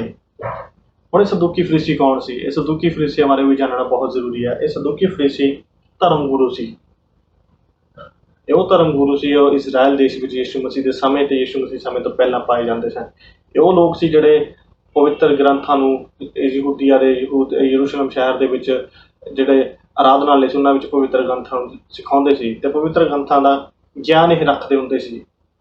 ये वो लोग ने ते ये उही लोग ने जिन्हां बारे यीशु मसीह ने बहुत ही की कहा सी कि इन्हां तो सावधान रहना है। क्यों? क्योंकि इन्हां दा चरित्र अजिहा सी, ये विधवावां दा घर खा जांदे सी, लोकां नूं लुੱਟਦੇ सीगे और धर्म के नाम ते की करते सीगे, लोकां नूं बहुत गलत शिक्षावां भी दिंदे सी। एक धर्म एक आग्या नूं बचाउण दे लई ये अपने वल्लों कितनी सारी आग्यावां होर बना दिंदे सन। यूहन्ना बपतिस्मा देण वाला इंग्लिश जीवन नूं जाणदा सी ते अपने आप नूं कहंदे सी असीं धर्म गुरु आ, साडी सुणो। पर जद यूहन्ना बपतिस्मा देण वाला इन्हां नूं सुणदा आ, इन्हां कोल आ जांदा आ, जद ये यूहन्ना बपतिस्मा देण वाले कोल आउंदे ने ते की कहंदा आ कि हे सप दे बच्चेओ की करो, थानूं किहने ये दस हे सप ਦੇ ਬੱਚਿਓ, ਤੁਹਾਨੂੰ ਆਉਣ ਵਾਲੇ ਕੋਪ ਤੋਂ ਬਚਣ ਲਈ ਕਿਹਨੇ ਦੱਸ ਦਿੱਤਾ ਹੈ? ਯੋਹੰਨਾ ਬਪਤਿਸਮਾ ਦੇਣ ਵਾਲਾ ਇਹ ਗੱਲ ਕਿਉਂ ਕਹਿੰਦਾ ਆ? ਜਦ ਕਿ ਇੱਥੇ ਲਿਖਿਆ ਹੋਇਆ ਹੈ ਕਿ ਕੁਝ ਫਰੀਸੀ ਸੀ ਜੋ ਸਦੂਕੀ ਸੀ, ਉਹ ਵੀ ਉਹ ਤੋਂ ਬਪਤਿਸਮਾ ਲੈਣ ਲਈ ਆਉਂਦੇ ਸੀ। ਉਹਨਾਂ ਨੂੰ ਅਜਿਹਾ ਕਿਉਂ ਜਵਾਬ ਦਿੱਤਾ? ਉਹਨਾਂ ਨੂੰ ਬਪਤਿਸਮਾ ਕਿਉਂ ਨਹੀਂ ਦਿੱਤਾ? ਔਰ ਇਹ ਗੱਲ ਦਾ ਜਵਾਬ ਅਗਲੇ ਹੀ ਸ਼ਬਦਾਂ ਵਿੱਚ ਲਿਖਿਆ ਹੈ। ਆਓ ਅਸੀਂ ਦੇਖੀਏ। ਵੈਸੇ ਇੱਕ ਗੱਲ ਕਹਿਣ ਦਾ ਮਤਲਬ, ਜਦ ਯੋਹੰਨਾ ਬਪਤਿਸਮਾ ਦੇਣ ਵਾਲਾ ਇਹ ਗੱਲ ਕਹਿ ਰਿਹਾ ਹੇ ਸੱਪ ਦੇ ਬੱਚਿਓ, ਇਹਦਾ ਮਤਲਬ ਇਹ ਨਹੀਂ ਹੈ ਕਿ ਉਹ ਸੱਚੀ ਸੱਪ ਦੀ ਸੰਤਾਨ ਸੀ ਕਿਤੇ। ਉਹ ਸਿਰਫ ਇਹ ਦਰਸਾ ਰਿਹਾ ਕਿ ਉਹਨਾਂ ਦੇ ਕੰਮ ਅਜਿਹੇ ਸੀ ਸ਼ੈਤਾਨਾਂ ਵਾਲੇ, ਇਸ ਲਈ ਸ਼ੈਤਾਨ ਦੇ ਬੱਚੇ ਉਹਨਾਂ ਨੂੰ ਦੱਸ ਰਿਹਾ ਆ। ਸ਼ੈਤਾਨ ਦੇ ਬੱਚੇ ਅਸਲ 'ਚ ਨਹੀਂ ਸੀ, ਬਸ ਕੰਮ ਉਹਨਾਂ ਦੇ ਅਜਿਹੇ ਸੀਗੇ। ਜਿਵੇਂ ਅਸੀਂ ਜਦ ਪਰਮੇਸ਼ਰ ਦੇ ਕੰਮ ਕਰਦੇ ਹਾਂ, ਅਸੀਂ ਪਰਮੇਸ਼ਰ ਦੇ ਬੱਚੇ ਕਹਿਲਾਉਂਦੇ ਹਾਂ। ਉਸੇ ਪ੍ਰਕਾਰ ਸ਼ੈਤਾਨ ਦੇ ਕੰਮ ਕਰਨ ਦੇ ਸ਼ੈਤਾਨ ਵਾਲੇ ਗੁਣ ਉਹਨਾਂ ਵਿੱਚ ਆ ਜਾਂਦੇ ਨੇ। ਉਸੇ ਪ੍ਰਕਾਰ ਹੀ ਉਹਨਾਂ ਨੂੰ ਦੱਸ ਰਿਹਾ ਹੈ। ਇਹ ਸੱਚਮੁੱਚ ਕੋਈ ਸੱਪ ਦੀ ਸੰਤਾਨ ਨਹੀਂ ਸੀ, ਸਿਰਫ ਉਹ ਸ਼ਬਦਾਂ ਦਾ ਉਪਯੋਗ ਕੀਤਾ ਗਿਆ ਹੈ ਉੱਥੇ। ਉਸ ਤੋਂ ਬਾਅਦ ਕੀ ਮਿਲਦਾ ਆ? ਜਵਾਬ ਸਾਨੂੰ ਅਗਲੇ ਸ਼ਬਦਾਂ 'ਚ ਮਿਲ ਜਾਂਦਾ ਹੈ ਕਿ ਕੀ ਆ ਵੀ ਕਿਉਂ ਅਜਿਹੀ ਗੱਲ ਕਰਦਾ ਆ, ਕਿਉਂ ਕਹਿੰਦਾ ਹੈ ਸੱਪ ਦੇ ਬੱਚੇ। ਲਿਖਿਆ ਹੋਇਆ ਹੈ ਤੁਸੀਂ ਤੌਬਾ ਜੋਗਾ ਫਲ ਲਿਆਓ। ਤੌਬਾ ਜੋਗਾ ਫਲ, ਇੱਥੇ ਵੀ ਸ਼ਬਦ ਜਿਹੜਾ ਤੌਬਾ ਲਿਖਿਆ ਗਿਆ ਉਹੀ ਸ਼ਬਦ ਜੋ ਮੈਂ ਪਹਿਲਾਂ ਸ਼ੁਰੂਆਤੀ ਦੇ ਵਿੱਚ ਦੱਸ ਰਿਹਾ ਸੀਗਾ ਕਿ ਇਹਦਾ ਕੀ ਮਤਲਬ ਹੋ ਸਕਦਾ ਹੈ ਤੌਬਾ ਦਾ, ਅਤੇ ਉਹੀ ਸ਼ਬਦ ਇਸ ਫਿਰ ਤੋਂ ਇਸਤੇਮਾਲ ਕੀਤਾ। ਤੌਬਾ ਜੋਗਾ ਫਲ, ਇਹਦਾ ਹੁਣ ਕੀ ਮਤਲਬ ਆ? ਤੌਬਾ ਜੋਗਾ ਫਲ ਜਦ ਯੋਹੰਨਾ ਬਪਤਿਸਮਾ ਦੇ ਨਾਲ ਕਹਿ ਰਿਹਾ ਹੈ, ਉਹ ਕਹਿ ਰਿਹਾ ਕਿ ਤੁਸੀਂ ਇਹੀ ਨਾ ਸਮਝੋ ਕਿ ਇਹ ਗੱਲ ਤੌਬਾ ਕਰ ਲਈ, ਬਲਕਿ ਤੁਹਾਨੂੰ ਫਲ ਲੈ ਕੇ ਆਉਣੇ ਬਹੁਤ ਜ਼ਰੂਰੀ ਆ, ਜੋ ਇਹ ਗੱਲ ਦਾ ਸਾਫ਼ ਸਾਨੂੰ ਸਬੂਤ ਦੇਣਗੇ, ਇੱਕ ਪ੍ਰੂਫ ਦੇਣਗੇ ਕਿ ਹਾਂ ਇੱਕ ਵਿਅਕਤੀ ਨੇ ਤੌਬਾ ਕੀਤੀ ਹੋਈ ਹੈ। ਕਿੱਦਾਂ ਪਤਾ ਲੱਗੇ ਕੋਈ ਵਿਅਕਤੀ ਤੌਬਾ ਕਰਦਾ ਹੈ? ਸਿਰਫ ਉਦੋਂ ਜਦ ਅਸੀਂ ਚੰਗੇ ਕੰਮ ਕਰਾਂਗੇ। ਇਸੇ ਲਈ ਇਕੱਲੀ ਤੌਬਾ ਕਰਨੀ ਨਹੀਂ ਆ, ਬਲਕਿ ਉਹ ਕੰਮ ਕਰਨੇ ਜ਼ਰੂਰੀ ਹੈ। ਇਸ ਲਈ ਉਹ ਤੌਬਾ ਕਰਨ ਦਾ ਸ਼ਬਦ ਦਾ ਮਤਲਬ ਹੀ ਇਹੀ ਆ ਕਿ ਅਸੀਂ ਮੁੜ ਕੇ ਚੰਗੇ ਰਾਸਤੇ ਵੱਲ ਆ ਗਏ, ਹੁਣ ਚੰਗੇ ਰਾਸਤੇ ਵੱਲ ਹੀ ਜਾਣਾ ਆ। ਇਹੀ ਹੈ ਤੌਬਾ ਕਰਨਾ ਮਤਲਬ। ਤੌਬਾ ਜੋਗਾ ਫਲ ਲੈ ਕੇ ਆਉਣਾ ਬਹੁਤ ਜ਼ਰੂਰੀ ਆ। ਇਹ ਉਹਨਾਂ ਦੇ ਫਲ ਨਜ਼ਰ ਨਹੀਂ ਆਉਂਦਾ ਸੀ। ਉਹ ਵਿਦਵਾਨਾਂ ਦਾ ਘਰ ਖਾ ਜਾਂਦੇ। ਗਿਆਨ ਤਾਂ ਉਹ ਬਹੁਤ ਦਿੰਦੇ ਸੀ, ਸਕ੍ਰਿਪਚਰ ਦਾ ਗਿਆਨ ਸੀ ਉਹਨਾਂ ਕੋਲੇ, ਧਰਮ ਗ੍ਰੰਥਾਂ ਦਾ ਗਿਆਨ ਸੀ, ਪਰ ਉਹ ਕੀ ਕਹਿੰਦੇ ਆਪਣੀ ਮਹਿਮਾ ਹਮੇਸ਼ਾ ਚਾਹੁੰਦੇ ਸੀ, ਆਪਣੇ ਆਪ ਨੂੰ ਧਰਮੀ ਠਹਿਰਾਉਂਦੇ ਸੀ ਹਮੇਸ਼ਾ। ਇਹ ਉਹ ਤੌਬਾ ਵਾਲਾ ਫਲ ਨਹੀਂ ਹੈ। ਇਹ ਤਾਂ ਸਗੋਂ ਸ਼ੈਤਾਨ ਵਾਲੇ ਫਲ ਜੋ ਆਪਣੇ ਘਮੰਡ 'ਚ ਰਹਿੰਦੇ ਨੇ, ਵਿਦਵਾਨਾਂ ਦਾ ਘਰ ਖਾਂਦੇ ਨੇ, ਲੋਕਾਂ ਨੂੰ ਲੁੱਟਦੇ ਧਰਮ ਦੇ ਨਾਂ 'ਤੇ। ਉਹ ਸੀ ਇਹ ਫਰੀਸੀ ਜਿਨ੍ਹਾਂ ਨੂੰ ਇਹ ਗੱਲ ਕਹਿ ਰਿਹਾ ਯੋਹੰਨਾ ਬਪਤਿਸਮਾ ਦੇ ਨਾਲ। ਅਤੇ ਕੀ ਅੱਜ ਅਸੀਂ ਸੋਚੀਏ ਕਿ ਅਸੀਂ ਅਜਿਹੇ ਤਾਂ ਨਹੀਂ ਹੈ।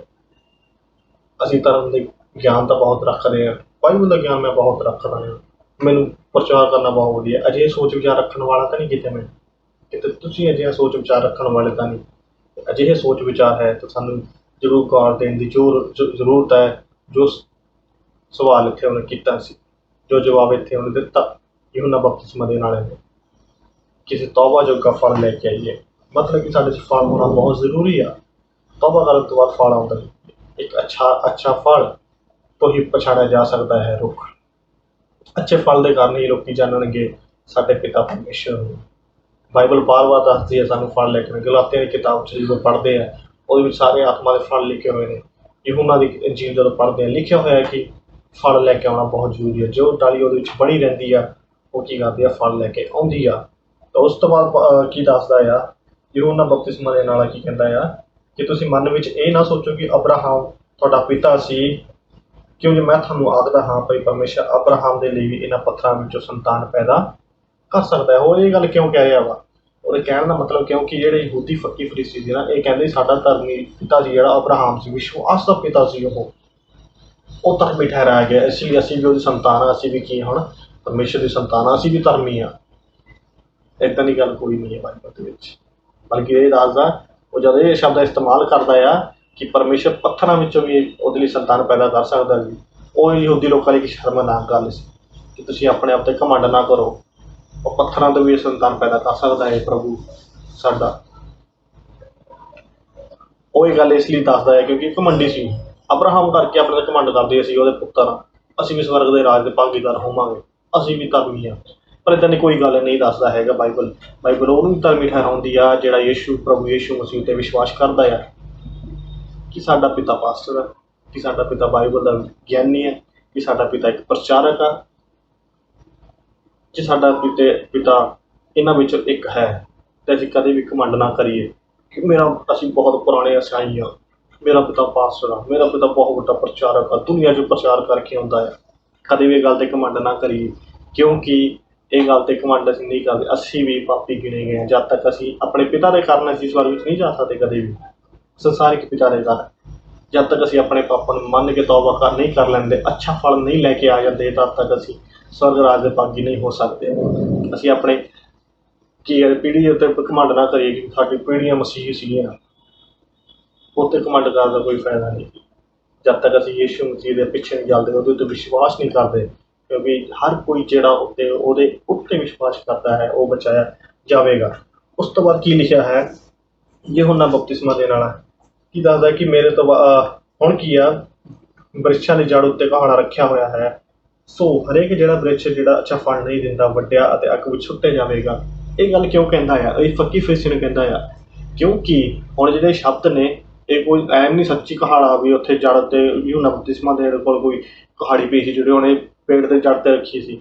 ਇੱਦਾਂ ਦਾ ਕੁਛ ਨਹੀਂ ਆ, ਉਹ ਸਿਰਫ ਇੱਕ ਸ਼ਬਦ ਦਾ ਉਪਯੋਗ ਕਰ ਰਿਹਾ ਹੈ ਇਹ ਦਰਸਾਉਣ ਦੇ ਲਈ ਕਿ ਹੁਣ ਕੀ ਆ, ਤੁਹਾਡੇ ਉੱਤੇ ਜਜਮੈਂਟ ਆਈ ਹੋਈ ਹੈ, ਤੁਹਾਡੇ ਉੱਤੇ ਕੀ ਹੈ, ਇੱਕ ਜਜਮੈਂਟ ਆ, ਤੁਹਾਡੇ ਉੱਤੇ ਨਿਆਂ ਦਾ ਸਮੇਂ ਆ ਗਿਆ ਹੈ। ਅਤੇ ਜੇ ਤੁਹਾਡੇ 'ਚ ਫਲ ਨਹੀਂ ਹੈਗੇ ਆ ਪਵਿੱਤਰ ਆਤਮਾ, ਉਹ ਫਲ ਨਹੀਂ ਆ, ਇੱਕ ਤੌਬਾ ਕਰਨ ਤੋਂ ਬਾਅਦ ਜਿਹੜੇ ਵਿਅਕਤੀ ਅੱਛੇ ਫਲ ਆ ਉਹ ਫਲ ਨਹੀਂ ਆ, ਅਤੇ ਕੀ ਹੋਵੇ, ਤੁਸੀਂ ਵੀ ਤੁਹਾਡੇ ਉੱਤੇ ਨਿਆਂ ਆਵੇਗਾ ਅਤੇ ਤੁਸੀਂ ਕੀ ਅੰਤ ਦੇ ਦਿਨ 'ਚ ਕੀ ਹੋਵੋਗੇ, ਅੱਗ ਵਿੱਚ ਸੁੱਟੇ ਜਾਓਗੇ। ਹੁਣ ਜਿਹੜਾ ਇੱਥੇ ਸ਼ਬਦ ਇਸਤੇਮਾਲ ਕੀਤਾ ਗਿਆ ਅੱਗ, ਉਹ ਕੀ ਆ, ਉਹ ਸ਼ਬਦ ਕੋਈ ਇਹ ਨਹੀਂ ਹੈ ਕਿ ਸੱਚੀ ਜੰਗ, ਮਤਲਬ ਕਹਿਣ ਦਾ ਮਤਲਬ ਜਿਹੜਾ ਨਿਆਂ ਆ, ਉਹ ਸਜ਼ਾ ਜਿਹੜੀ ਮਿਲਣੀ ਆ ਸਾਨੂੰ, ਉਹ ਕਰਕੇ ਉਹ ਸ਼ਬਦ ਇਸਤੇਮਾਲ ਕੀਤਾ ਗਿਆ। ਔਰ ਉਸ ਤੋਂ ਬਾਅਦ ਇਹ ਦੱਸਦਾ ਹੈ ਕਿ ਮੈਂ ਤਾਂ ਤੁਹਾਨੂੰ ਤੌਬਾ ਦੇ ਲਈ ਪਾਣੀ ਦਾ ਬਪਤਿਸਮਾ ਦਿੰਦਾ ਹਾਂ, ਪਰ ਜਿਹੜਾ ਮੇਰੇ ਪਿੱਛੇ ਆਉਣ ਵਾਲਾ ਹੈ ਉਹ ਮੇਰੇ ਤੋਂ ਬਲਵੰਤ ਹੈ, ਅਤੇ ਮੈਂ ਉਹਦੀ ਜੁੱਤੀ ਚੁੱਕਣ ਦੇ ਵੀ ਯੋਗ ਨਹੀਂ ਹਾਂ। ਉਹ ਪਵਿੱਤਰ ਆਤਮਾ ਅਤੇ ਅੱਗ ਨਾਲ ਤੁਹਾਨੂੰ ਬਪਤਿਸਮਾ ਦਊਗਾ। ਜਦ ਇਹ ਸ਼ਬਦ ਦਾ ਇਸਤੇਮਾਲ ਕਰਦਾ ਹੈ ਨਾ, ਉਹ ਆਪਣੇ ਆਪ ਨੂੰ ਬਿਲਕੁਲ ਹੀ ਦੀਨ ਕਰਦਾ ਆ, ਛੋਟਾ ਕਰਦਾ ਆ, ਬਿਲਕੁਲ ਛੋਟਾ ਕਰਦਾ ਹੈ ਆਪਣੇ ਆਪ ਨੂੰ। ਉਹਦਾ ਕਹਿਣ ਦਾ ਮਤਲਬ ਕੀ ਆ ਕਿ ਆਪਣੇ ਆਪ ਨੂੰ ਕੀ ਕਰ ਦਿੰਦਾ, ਬਿਲਕੁਲ ਹੀ ਛੋਟਾ ਕਰ ਦਿੰਦਾ ਆ। ਅੱਜ ਬਹੁਤ ਸਾਰੇ ਲੋਕ ਜੋ ਆਪਣੇ ਆਪ 'ਤੇ ਘਮੰਡ ਕਰਦੇ ਕਿ ਮੈਂ ਇੰਨਾ ਵੱਡਾ ਪਾਸਟਰ ਹਾਂ, ਇੰਨਾ ਵੱਡਾ ਪਾਸਟਰ। ਕਦੇ ਵੀ ਇਸ ਗੱਲ 'ਤੇ ਘਮੰਡ ਨਹੀਂ ਕਰਨਾ ਚਾਹੀਦਾ ਆ। ਅਸੀਂ ਸਾਰੇ ਪਰਮੇਸ਼ਰ ਦੇ ਇੱਕੋ ਹੀ ਹਾਂ, ਸਾਨੂੰ ਸਾਰਿਆਂ ਨੂੰ ਇੱਕੋ ਦਰਜਾ ਦਿੱਤਾ ਗਿਆ ਹੋਇਆ ਕਿ ਅਸੀਂ ਸਾਰੇ ਪਾਪੀ ਹਾਂ, ਅਤੇ ਪ੍ਰਭੂ ਯਿਸੂ ਮਸੀਹ ਦੇ ਲਹੂ ਦੇ ਕਾਰਨ ਅਸੀਂ ਧਰਮੀ ਠਹਿਰਾਏ ਗਏ ਹਾਂ, ਉਹਦੇ 'ਤੇ ਵਿਸ਼ਵਾਸ ਕਰਨ ਦੇ ਕਾਰਨ ਧਰਮੀ ਠਹਿਰਾਏ ਗਏ ਹਾਂ। ਇਹ ਗੱਲ ਬਾਈਬਲ ਬਿਆਨ ਕਰਦੀ ਹੈ। ਬਲਕਿ ਸਾਡੇ ਵਿੱਚ ਅਜਿਹਾ ਐਟੀਟਿਊਡ ਹੋਵੇ, ਅਜਿਹਾ ਸੁਭਾਅ ਹੋਵੇ ਜੋ यूहन्ना ਬਪਤਿਸਮਾ ਦੇ ਨਾਲ ਇੱਥੇ ਕਹਿੰਦਾ ਆ ਕਿ ਅਸੀਂ ਉਹਦੇ ਇੰਨੇ ਛੋਟੇ ਹਾਂ ਕਿ ਅਸੀਂ ਉਹਦੀ ਜੁੱਤੀ ਖੋਲ੍ਹਣ ਦੇ ਵੀ ਯੋਗ ਨਹੀਂ ਹਾਂ। यूहन्ना ਬਪਤਿਸਮਾ ਦੇ ਨਾਲ ਕੀ ਕਹਿੰਦਾ, ਉਹ ਤੁਹਾਨੂੰ ਅੱਗ ਅਤੇ ਪਾਣੀ, ਪਵਿੱਤਰ ਆਤਮਾ ਅਤੇ ਅੱਗ ਨਾਲ ਬਪਤਿਸਮਾ ਦੇਵੇਗਾ। ਪਵਿੱਤਰ ਆਤਮਾ ਨਾਲ ਅਤੇ ਅੱਗ ਨਾਲ ਬਪਤਿਸਮਾ ਦੇਵੇਗਾ ਹੀ ਦੇਵੇਗਾ, ਲੇਕਿਨ ਜਿਹੜਾ ਅੱਗ ਉੱਤੇ ਸ਼ਬਦ ਆਇਆ ਹੈ ਉਹ ਸ਼ਬਦ ਇਹ ਨਹੀਂ ਹੈ ਕਿ ਤੁਸੀਂ ਬਹੁਤ ਹੀ ਜੋਸ਼ ਨਾਲ ਭਰ ਜਾਵੋਗੇ, ਉਹ ਹੈ ਕਿ ਤੁਹਾਡੇ ਉੱਤੇ ਸਜ਼ਾ ਵੀ ਆਵੇਗੀ। ਪਹਿਲਾਂ ਤਾਂ ਪਵਿੱਤਰ ਆਤਮਾ ਦਾ ਵਰਦਾਨ ਦੇਵੇਗਾ ਸਾਨੂੰ, ਲੇਕਿਨ ਜਿਹੜੇ ਚੰਗੇ ਫਲ ਨਹੀਂ ਲੈ ਕੇ ਆਉਂਦੇ, ਜਦ ਅਸੀਂ ਪਿੱਛੇ ਪੜ੍ਹੇ ਜਾਵੇਂ, ਚੰਗੇ ਫਲ ਨਹੀਂ ਲੈ ਕੇ ਆਉਂਦੇ, ਉਹਨਾਂ ਉੱਤੇ ਕੀ ਹੋਵੇਗਾ, ਉਹੀ ਜਿਹੜਾ ਇੱਥੇ ਸ਼ਬਦ ਇਸਤੇਮਾਲ ਕੀਤਾ ਗਿਆ ਉਹ ਆਵੇਗਾ। ਉਹ ਸ਼ਬਦ ਸਾਰਾ ਇਸਤੇਮਾਲ ਕੀਤਾ ਗਿਆ ਹੈ। ਅੱਗ ਸ਼ਬਦ ਜਿਹੜਾ ਇੱਥੇ ਇਸਤੇਮਾਲ ਕੀਤਾ ਹੋਇਆ, ਕਿ ਨਿਆਂ ਵੀ ਦਰਸਾਇਆ ਗਿਆ ਹੈ।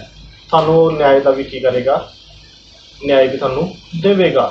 ਜੋ ਪਵਿੱਤਰ ਆਤਮਾ ਬਪਤਿਸਮਾ ਦਿੰਦਾ ਆ, ਉਹ ਤੁਹਾਨੂੰ ਕੀ ਕਰੇਗਾ, ਨਿਆਂ ਵੀ ਕਰੇਗਾ ਤੁਹਾਡਾ ਇੱਕ ਦਿਨ ਆ ਕੇ। ਉਹ ਇੱਕ ਸਜ਼ਾ ਲੈ ਕੇ ਵੀ ਆਵੇਗਾ। ਉਹ ਅੱਗ ਸ਼ਬਦ ਜਿਹੜਾ ਇਸਤੇਮਾਲ ਕੀਤਾ ਗਿਆ ਉਹ ਇੱਕ ਸਜ਼ਾ ਦੇ ਲਈ ਇਸਤੇਮਾਲ ਕੀਤਾ ਗਿਆ। ਇਹ ਕੋਈ ਉਹ ਨਹੀਂ ਕਿ ਤੁਸੀਂ ਜੋਸ਼ ਨਾਲ ਭਰ ਜਾਵੋਗੇ, ਬਲਕਿ ਅੱਗ ਦਾ ਬਪਤਿਸਮਾ ਮਤਲਬ ਇੱਕ ਨਿਆਂ ਦਾ, ਇੱਕ ਸਜ਼ਾ ਦਾ ਬਪਤਿਸਮਾ ਹੈ। ਉਸ ਤੋਂ ਬਾਅਦ ਜਿਹੜੀ ਗੱਲ ਲਿਖੀ ਗਈ ਆ ਕਿ ਉਹਦੀ ਅੰਗੂਰੀ ਉਹਦੇ ਹੱਥ ਵਿੱਚ ਹੈ ਅਤੇ ਉਹ ਆਪਣੇ ਪੀੜ ਨੂੰ ਚੰਗੀ ਤਰ੍ਹਾਂ ਸਾਫ਼ ਕਰੂਗਾ ਅਤੇ ਆਪਣੀ ਕਣਕ ਨੂੰ ਕੋਠੇ ਵਿੱਚ ਜਮ੍ਹਾਂ ਕਰੂ, ਪਰ ਤੂੜੀ ਨੂੰ ਉਸ ਅਗਨ ਵਿੱਚ ਸਾੜੇਗਾ ਜਿਹੜੀ ਬੁਝਣ ਵਾਲੀ ਨਹੀਂ ਆ। ਹੁਣ ਜਦੋਂ ਇਹ ਸ਼ਬਦਾਂ ਦਾ ਇਸਤੇਮਾਲ ਕਰਦਾ ਆ, ਉਹਦੇ ਇਹ ਸ਼ਬਦ ਕਹਿਣ ਦਾ ਕੀ ਮਤਲਬ ਆ ਕਿ ਪ੍ਰਭੂ ਯਿਸੂ ਮਸੀਹ ਇੱਦਾਂ ਕੀ ਕਰੇਗਾ। ਕਹਿਣ ਦਾ ਮਤਲਬ ਕਿ ਉਹ ਧਰਮੀਆਂ ਅਤੇ ਅਧਰਮੀਆਂ ਨੂੰ ਕੀ ਕਰੇਗਾ, ਅਲੱਗ ਕਰੇਗਾ, ਦੋਨਾਂ ਨੂੰ ਅੱਡ ਕਰ ਦੇਗਾ। ਜਦੋਂ ਸਜ਼ਾ ਦੇਵੇਗਾ, ਸਜ਼ਾ ਦੇ ਟਾਈਮ, ਨਿਆਂ ਦੇ ਟਾਈਮ ਜਦੋਂ ਇਹ ਸਭ ਕੁਛ ਕਰੇਗਾ, ਅਤੇ ਉਹ ਕੀ ਕਰੇਗਾ, ਜੇ ਧਰਮੀਆਂ ਨੂੰ ਅਲੱਗ ਕਰ ਦੇਗਾ, ਜਿਹੜੇ ਅਧਰਮੀ ਤੂੜੀ ਦੇ ਸਮਾਨ ਉਹਨਾਂ ਨੂੰ ਕੀ ਕਰੇਗਾ, ਅੱਗ ਦੇ ਵਿੱਚ ਸੁੱਟ ਦੇਵੇਗਾ। ਉਹ ਸਜ਼ਾ ਦੀ ਜਿੱਥੇ ਸਜ਼ਾ ਆ ਉੱਥੇ ਉਹਨਾਂ ਨੂੰ ਕੀ ਕਰ ਦੇਵੇਗਾ, ਸੁੱਟ ਦੇਵੇਗਾ। ਪਰਮੇਸ਼ਰ ਦਾ ਧੰਨਵਾਦ ਕਰਦੇ ਹਾਂ ਕਿ ਉਸਨੇ ਵਚਨ ਦੁਆਰਾ ਸਾਨੂੰ ਇਹ ਚਿਤਾਇਆ ਹੈ ਕਿ ਸਾਡੇ ਵਿੱਚ ਅਗਰ ਫਲ ਨਹੀਂ ਹੋਣਗੇ, ਅਸੀਂ ਵੀ ਉਹਨਾਂ ਅਧਰਮੀਆਂ ਵਿੱਚ ਗਿਣੇ ਜਾਵਾਂਗੇ ਜਿਨ੍ਹਾਂ ਦੇ ਲਈ ਸਜ਼ਾ ਰੱਖੀ ਹੋਈ ਹੈ।